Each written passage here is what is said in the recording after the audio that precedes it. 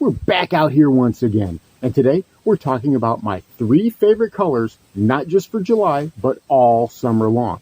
Those colors that always seem to produce well for me and get those big bites.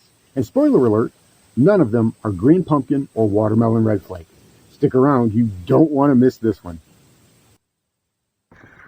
Oh, that's not a little fish. That's not a little fish at all.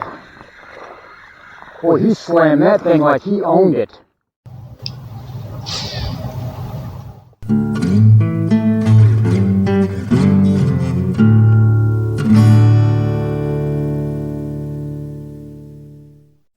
And here is this video's featured comment.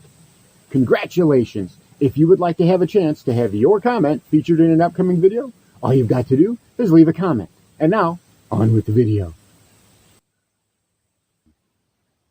Welcome back to Lowbrow Fishing, and if you ask a lot of anglers, they'll tell you summertime bass fishing is the hardest. We've discussed this before, it's no secret, but having the right color choice can really help you dial in that presentation to get those really tough bites. Now, I'm not the hugest believer. I really don't put a huge emphasis on colors as far as the end-all be-all of bait selection.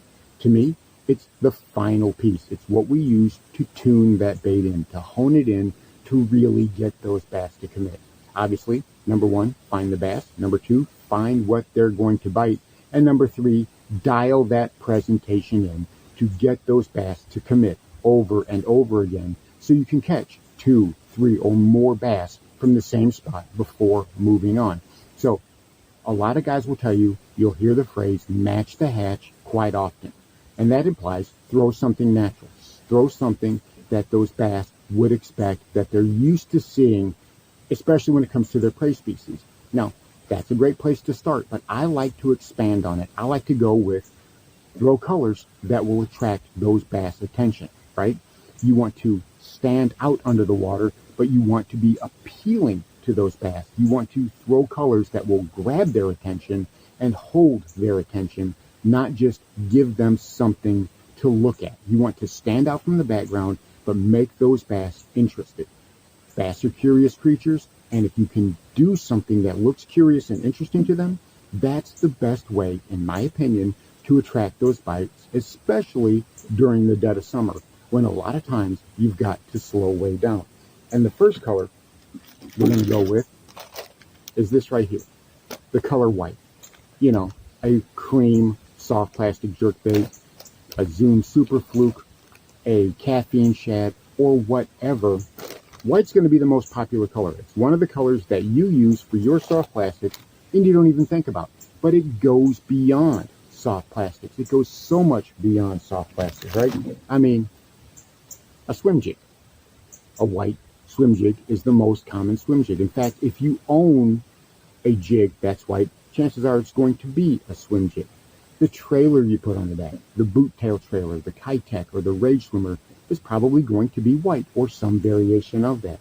So white's a popular color that you use without even thinking about it. It shows up in stained water. It's really good in clear water. It has so many versatile applications. You know, good for murky water and cloudy days or bluebird skies. It looks natural. It looks appealing to those bass, and it's something that can stand out very, very well. And it doesn't have to be just a plastic or jig. A crankbait, a white crankbait like this Bomber Shallow Way. It's a great little crankbait that's practically a wake bait, but this little guy goes right below the surface and I can burn it just like I would a square bill or a lipless, and it works magnificently well. Or we can use it as an accent. It doesn't have to be completely white. Something like this Strike King Red Eye Shad, which is in that sexy shad pattern. It's mainly white, but it's not completely white. And that's another way we can do it, is having those accents, those little color accents that a lot of anglers don't think about whenever they're doing color selection. But something like that can really, really help you dial those colors in and go from a really rough day to having a much more productive outing. So that leads us to the second color. And this is one that's quickly becoming one of my all-time favorite summertime colors, and that is red. This red trick worm, you guys have seen me use these. They are magnificent. They do so well. Even in the summertime, we're told that red is a springtime color. Burn those red lipless crankbaits. Burn those red square bills, especially after the crawfish hatch, right? This to me is a year-round color, but really shines during the summertime. There's something about those bass that really key on red colors. Now, science explains this. We know that bass are technically colorblind, at least compared to us. We've got the three cones, red, green, and blue. Bass only have two, red and green, and they predominantly see red the best. Now that gives us the conundrum because red is considered a color that fades pretty quickly when it gets underwater. The farther down that bait goes, the more the color red has a hard time getting through that water.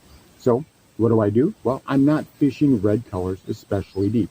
It's what I use more towards the surface and for those suspending bass. And when I use it like that, whether I'm fishing it on a Texas rig or a Wacky rig or a Waco rig or something that I can keep just above the bottom, something I can work in shallower water, on the bottom like a Texas rig, or something that if I'm in 5 or 10 feet of water or a little bit more, I can fish it down into the middle of that water column and get those suspending bass to commit to that.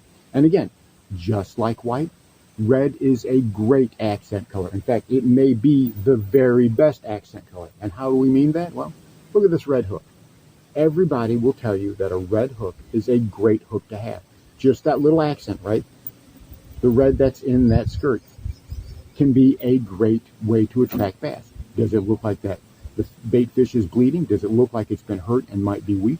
Who knows? But for whatever reason, those bass love a little bit of a red accent in whatever it is that you're throwing. And it can be a combination of more than one thing, like this guy right here. We've got a little bit of white and a little bit of red, a little bit of gray too, but this little bitsy bug, right? This thing right here, which doesn't really look like it has much of a color palette at all, but that red really stands out and that white really stands out, making this thing such an appealing target under the water. And I've caught a lot of fish with this little bitsy bug jig, and not just in the springtime, but in the summer, in the fall, in the winter, but especially during the summer. This is one of my top producing small jigs.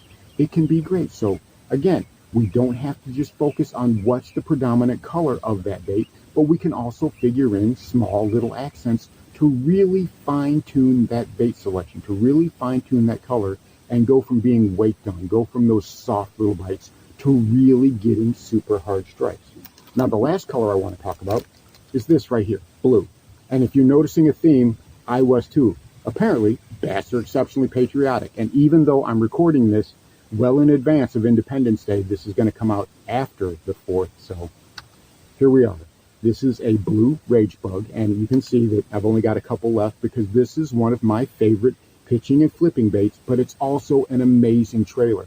I use it on the back of a jig and I use it on the back of a chatterbait. It works so well. It's got more kick than something like a fluke, which is great sometimes, but it also is not as, I guess, loud as something like a rage crawl or a Christy crawl, which has really got a lot of flat. So that's kind of that middle ground. And a lot of times I want to be right in that middle ground. But again, just like the red, just like the white, we can use blue as an accent. We know that these black worms right here, black with blue flake with the blue tip. This is a very popular worm color. This is a very popular worm choice. And the reason is because it has those different accents which section off that bait and give those bass different places to key off on. It doesn't always have to be about the full color.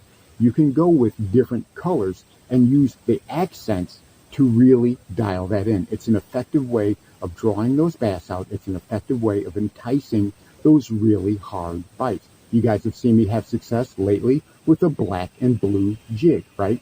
Even though it was bluebird skies and it was sunny and I was out there fishing in the middle of the day, a black and blue jig did very, very well for me. I was able to catch some really nice fish throwing that particular jig because, well, there was a little bit of stain in the water and I was fishing just a little bit deeper.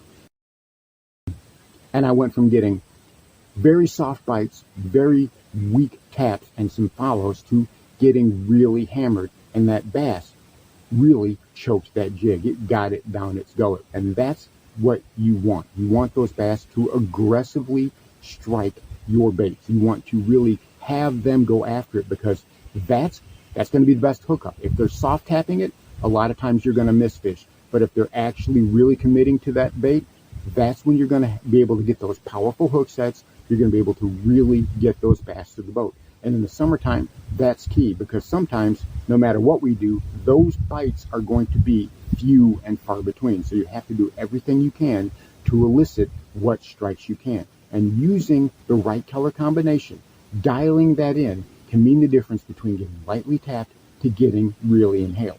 And that's where you need to keep colors. That's the frame you need to look at them in. Don't use them to decide what you should throw. That's not the main thing. Colors are the last step.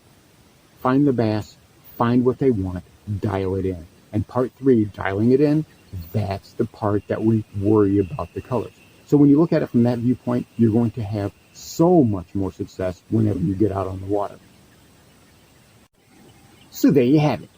The 3 colors that I use during July and all summer long. These are my confidence colors. These are the colors that I use more often than not. Either I use them as they are, or I use them in some variation or as an accent. And I find that's when I get the biggest strikes. Give it a try. I think you'll be really pleased with the results. Thanks for watching Lowbrow Fishing. We'll catch you in the next one.